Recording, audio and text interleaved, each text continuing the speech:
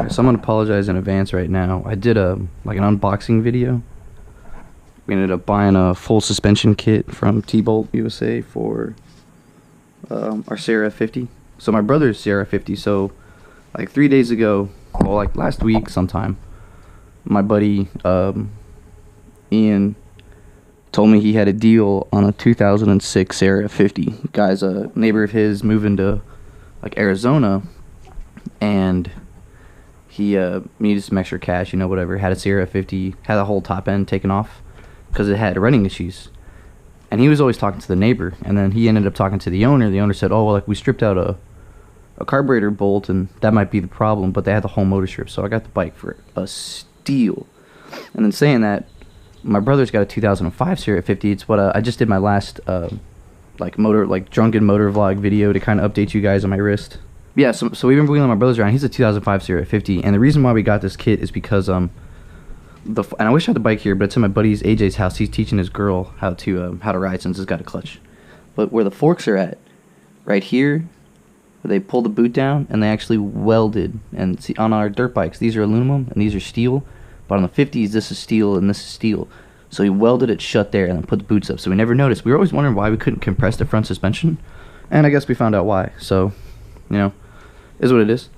So we got tired of that, and we were always in there. So we were talking about getting like a new suspension pieces and all that kind of stuff. But we ended up going, like I was told my brother, I was like, oh, I'm just gonna buy you the front end kit with a bigger wheel and hydraulic brake and stuff. And he's like, fuck it. And then we so we decided to go ahead and buy the entire kit.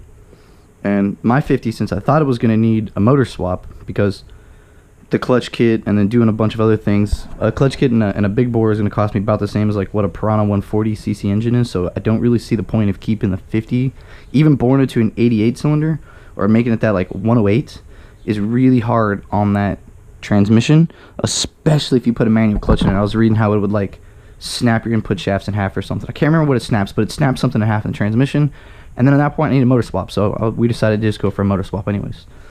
But I ordered this from T-Bolt. They sent me an email like yesterday saying they just shipped it out. Well, they sent me a confirmation email saying like 3 to 5 days they would ship it out. Or it would be here at the door in like FedEx ground, 3 to 5 days. Then I got an email yesterday, which is about 3 days, saying, oh, we just shipped out your order. And I tracked the tracking number, and it's like, oh, tracking number doesn't track. I was like, that's interesting. Then like 2 hours later, doorbell rings, bam. Big box shows up. 2 boxes show up, and I was like, sweet. So, not bad. Got a front tire, front hub. 12-inch, so it's a 12-inch. So I gotta go buy tubes and tires, and we're going to hydraulic brakes. And this thing's actually really nice. So I was unboxing it yesterday, and the reason why I'm not doing like an unboxing is I just put like a head strap on. I just got it, and I had it above my head. Didn't realize that my perception of view. So instead of seeing like right here in my face where it's now, you were seeing like here. So like pretty much the entire time I'm working here, and you're just staring at my Gixxer cart. That's all you were doing. And I was just like, oh, this isn't good. So every time I was talking about parts, it just wasn't good. And I just don't feel like doing another unboxing video. So I'm just going to give you guys a rundown since I got it mostly together. Super nice, because then this triple clamp's going to hold a standard set of bars. So standard dirt bike bars, you know, wider set of triple clamps. And my favorite part about this is it's going to get so much more room for a tire. So I have room for a tire. I'm probably going to take these bolts and get slimmer ones put in for down here, but I plan on running just the widest tire I can possibly fit in here. And I was talking about doing like welding off of this steel bracket to put another brake here so that I can run a handbrake setup. But what I think I'm gonna do is get a longer banjo bolt, put another brake line here, and just run a secondary handbrake setup just on top. It's kind of like I really don't want to weld up and like buy another handbrake setup and then do all that. So I think, and I might end up doing it, but I'm gonna try and run the junction valve setup. So double banjo bolts or double banjos with a long bolt going through it, and kind of using it as a junction valve. There's no way on the 50 you're gonna use a foot brake and a handbrake at the same time. There's just no way. Usually you have to have one or 2 feet down anyways to do wheelies, because the tire is so skinny it's always trying to fall on you. So not gonna be bad. But yeah, but back to it, like my 50, since I was going to do a motor swap, so what I think I'll end up doing is we'll put this kit on my brother's bike, on his 2005 CRF50. When I buy the motor swap, I'll end up putting the motor into his bike, because he'll have the jacked up pit bike and everything, and it'll be like super nice, and like that's kind of like a build done if I put the motor swap in it for him. And then it's just button up, nice handlebars, nicer levers, you know, nicer foot pegs. Like down the line, you'll just kind of upgrade it slowly, put the bling at it. But the build will be done, and then I'm gonna take his CRF50 motor, which has the clutch conversion, which has, you know, some of the nicer pieces at it, and I'll move all those pieces over to my bike. So then I'll have like the stock CRF50 stock engine with a full lever setup. So like handbrake setup, clutch over here. So you have still have a clutch 50, and then I'll have a 50cc bike laying off, and I'll have a 50cc engine laying off the side, which I might do a clutch kit too. Maybe make it an 88, because that 108cc bore kit, and I've heard about snap transmissions, just kind of scares me. So like maybe like a decent 88 size big bore in it, and then that 4-speed transmission conversion, which is, you know, kind of crazy. And then I was worried about this kit. I thought it was going to be like I don't want to say like junk, but I didn't think it was going to be like as nice. Like it comes with full brake setup, and they've got oil in them, like fluid in them and everything too. So like real nice, like pretty good, not decent quality. I mean, what can you say about it? Not bad at all. They come with little shims in the brakes. The brakes are already shimmed out. So yeah, I was sitting there like, oh man, this is gonna be a junky kit. It's not gonna be good. Like spent a lot of money on it too. But I was looking at, you know, what the Chinese the Chinese pit bike guys were buying, and you know, they had what seemed to be like a bigger set of shocks. I think these are 30, and they had another set that are like 33s on like eBay and Amazon. And I like them because they're bigger shocks. And I'm not saying that like my brother and I are heavy. Like we only weigh like 140 pounds, and you know, his wife is in that same area, and you know, we're not putting a whole lot of weight on these. But I was sitting there like, man, you know, it's gonna kind of like the bigger shocks are just nicer. But when you looked at buying a set of on top of like you had to buy, you know, it came with the forks. You had to buy a whole triple clamp set. I think I had triple clamp set up like this and the forks, but then I got to buy the rims with the brakes and all that. I was like, it's going to cost more money to do it that way. And I was just like, no, I'll just buy the kit that they have for sale. You know, it came with, you know, whole brake setup. This giant rear brake. Look at this rear brake. Look at this thing's bigger than my CRF50 brake setup. So I've got all the bags and extra brackets. I think this holds up the master cylinder for the rear brake. We're going over to the wider handlebars. When you fall, the handlebars are gonna hit first, and if I put pegs on, boom, you know, we're not gonna mess up the bike or anything. Yeah, new fork guards, brakes, bearings for your steering stem cap, and a new nut. Oh, cap and nut into one. That's nice. And then like the brakes have fluid in them, so I'm pretty sure they're bled. So like just a nice setup all in all. So pretty good with it. And then so with it too, since I'm kind of done, I got the garage set up here.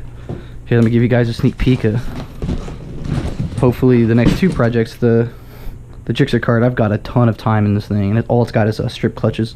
So I got to redo the clutch plates on this. And then the Metropolitan, all I got to do is put the motor back together, put the carburetor back on, gas tank, redo it all. I want to stretch it and do all that kind of things too, but also want to build a stunt cage for it and try and wheelie it, because I pushed this down the street, and I was actually pushed it down my driveway.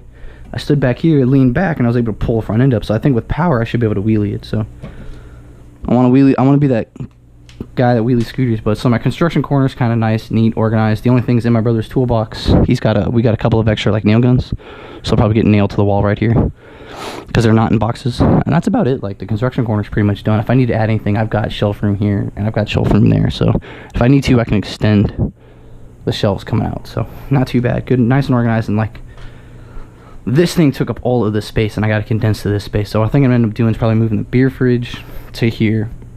My little black toolbox. I'm tripping. My little black toolbox is going to get moved right next to the fridge. Is going to put the toolbox right about the center of the Harley. That leaves me that space cleared out. So I think since my brother's closing on his house, he's in the military, him and his wife are buying a house. So the black toolbox is going to go. The tube bender is going to go. Drill press and welder are probably going to go to his house along with that big table. So that's just, and then the giant 60-gallon compressor. So that's pretty much half my floor space is cleared out. So that gives me from there over to make a workbench, because I don't like the workbench over here. So it's not bad. And then I'm actually going to clear all this out. My ultimate plan is to have the bikes kind of backed in along there, and then shelves coming up. So a shelf starting about 40 inches or so if I do a shelf here at like chest level.